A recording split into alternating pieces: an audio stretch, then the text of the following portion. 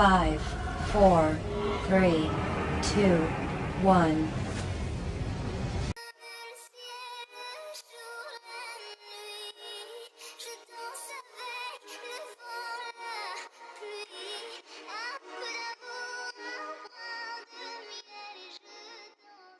Video sejarah Malaysia menceritakan tentang perjalanan tanah Melayu ini melalui fasa-fasa menuju kejayaan daripada tahun 1511 sehingga tahun 1963. Sebagai seorang rakyat Malaysia, adalah penting bagi kita untuk mengetahui setiap liku-liku perjuangan yang dilalui oleh para pejuang terdahulu. Video yang dihasilkan bersumberkan Jabatan Penerangan Malaysia ini boleh dimanfaatkan dengan sebaiknya supaya sejarah Malaysia tidak lapuk di zaman, memandangkan generasi kini lebih gemar menonton klip video berbanding membaca buku.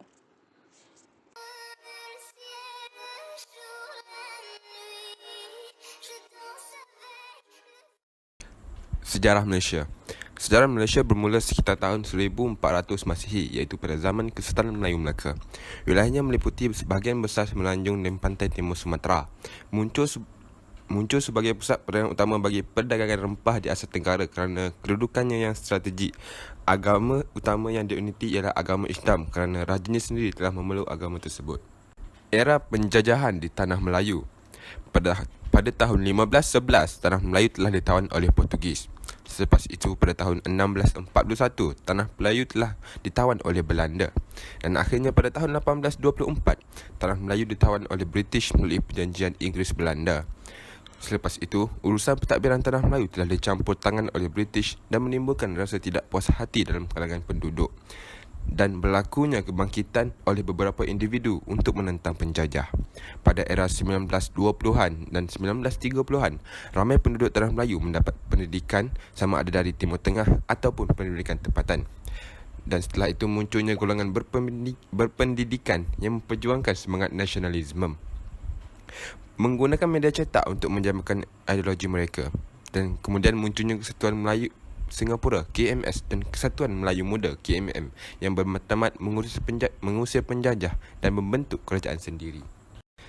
Dan pada 8 Disember 1941 hingga 15 Februari 1942, kemerdekaan tentera Jepun memasuki Tanah Melayu. Pada tahun 1945, Jepun menyerahkanlah ekoran pengeboman bom atom di Hiroshima dan Nagasaki. Partis Komunis Melaya PKM mula mengusir Tanah Melayu dan penguasaan mereka melalui kekerasan selepas pada Jepun menyerahkanlah. Pada tahun Jun 1948, pengisytiharan darurat di seluruh Tanah Melayu oleh Sir Edward Gen. Pada 1 April 1946, Malayan Union ditubuhkan oleh British dan mendapat tentangan oleh orang Melayu kerana penghapusan sistem diraja dan hak keistimewaan orang Melayu. Setelah itu, pada tahun 1952, Parti Perikatan telah dibentuk oleh Tunku Abdul Rahman Putra Al-Haj dan telah menaikkan semangat orang Melayu. Ianya juga telah membuka mata British untuk membenarkan Tanah Melayu ditadbir oleh orang Melayu. Pada 8 Februari 1956, Perjanjian London ditandatangani dan memberi petanda bahawa Persekutuan Tanah Melayu akan merdeka pada 31 Ogos 1957.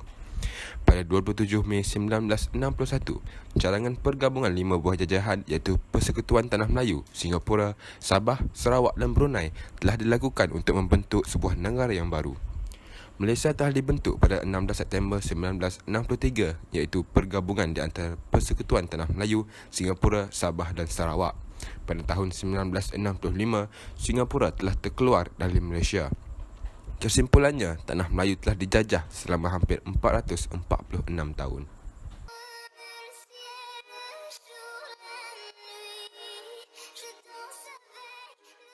Terdapat 5 isu utama yang dibangkitkan dalam video sejarah Malaysia berapa lama Tanah Melayu dijajah.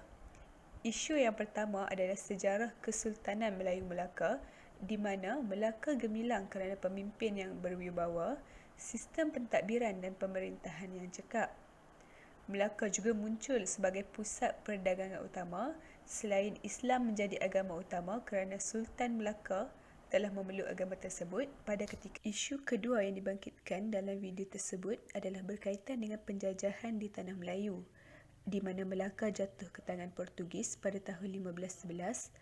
Selepas itu, Tanah Melayu jatuh ke tangan Belanda pada tahun 1641 dan akhirnya jatuh pula ke tangan British pada tahun 1824 melalui Perjanjian Inggeris-Belanda. Isu ketiga adalah tentang pahlawan yang menentang penjajah, di mana British telah campur tangan dalam semua urusan pentadbiran Tanah Melayu yang sebelum ini diuruskan oleh Raja-Raja Melayu dengan bantuan pembesar-pembesar negeri.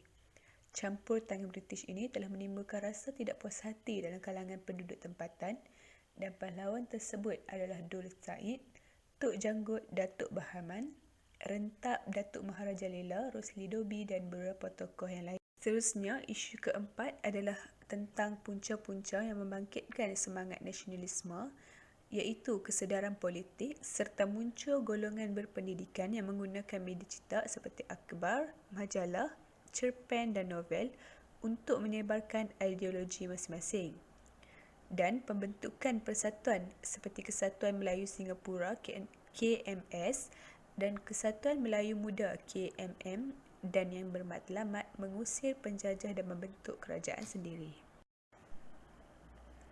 Isu terakhir yang dibangkitkan dalam video sejarah Malaysia adalah tentang peranan Tunku Abdul Rahman Putra Al-Haj, di mana pembentukan Parti Perikatan pada 1952 adalah bagi menaikkan semangat perjuangan penduduk Tanah Melayu yang membuka mata British untuk membenarkan penduduk Tanah Melayu mentadbir sendiri negaranya.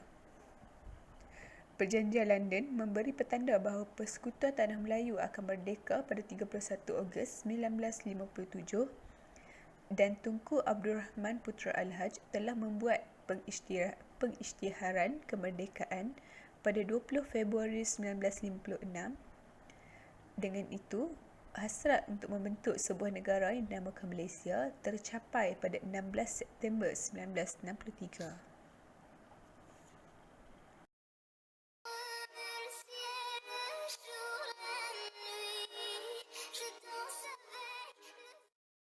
Seterusnya, adakah isu tersebut menarik dan mengapa? Isu berapa lama Malaysia dijajah ini amat menarik untuk dipelajari dan difahami oleh setiap rakyat Malaysia. Hal ini agar setiap individu di Malaysia menambahkan semangat patriotism dalam diri mereka. Antaranya adalah membangkitkan perasaan untuk lebih menghargai warisan dan keharmonian negara ini serta lebih bersedia untuk mempertahankannya dari dijajah pada masa hadapan. Selain itu, isu ini turut menarik kerana masyarakat dapat mengenal asal-usul negara Malaysia serta membangunkan negara bangsa untuk sama-sama mempertahankan kemerdekaan ini. Hal ini kerana masyarakat akan lebih memahami budaya dahulu dan kini untuk dijadikan perbandingan bagi membangunkan negara dan bangsa pada masa hadapan. Adakah artikel ini mengubah atau memberi kesan terhadap cara anda berfikir tentang perkara yang dibangkitkan dalam artikel tersebut? Dari pemerhatian yang dilakukan oleh kami, terdapat beberapa kesan yang diperoleh daripada isu yang dibangkitkan di dalam artikel tersebut.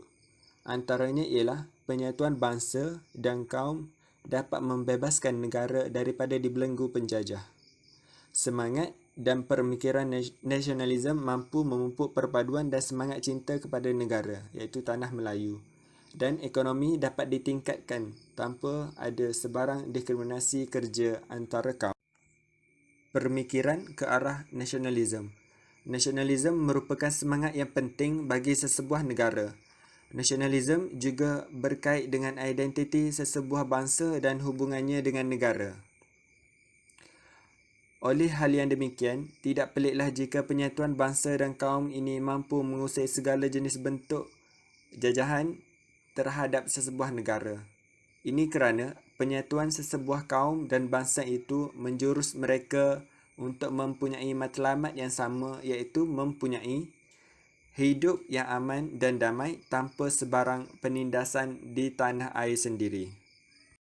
Mendidik supaya lebih menghargai dan sayangkan negara di samping menyemai semangat patriotisme dalam diri dan sanubari.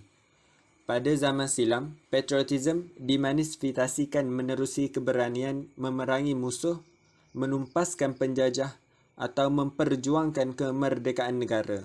Dalam konteks mutakhir, patriotisme wajar menjadi benteng supaya perlembagaan, integriti, credibility perpaduan, ketenteraan, keamanan dan kelangsungan sesuatu bangsa dan negara ini tidak diganggu-gugat oleh musuh.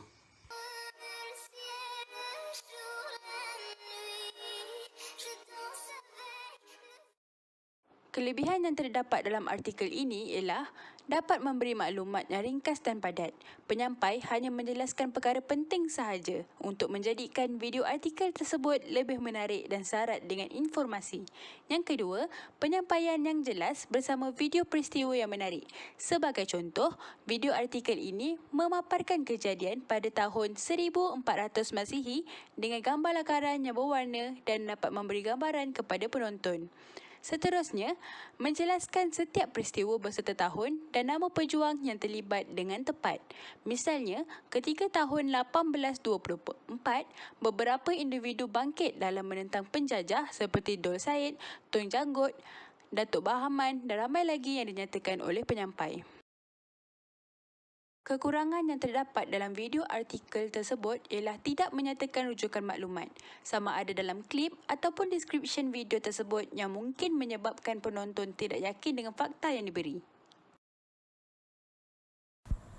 Dengan ini, jelaslah bahawa sejarah Malaysia sangat memberikan impak yang besar dalam diri kita. Sejarah Malaysia juga mengajar kita supaya kita lebih berjaga-jaga agar sejarah yang sama tidak berulang lagi. Akhirul kalam, sebagai rakyat Malaysia, kita seharusnya mengambil tahu akan sejarah negara kita supaya kita dapat mempelajari sesuatu tentang negara kita.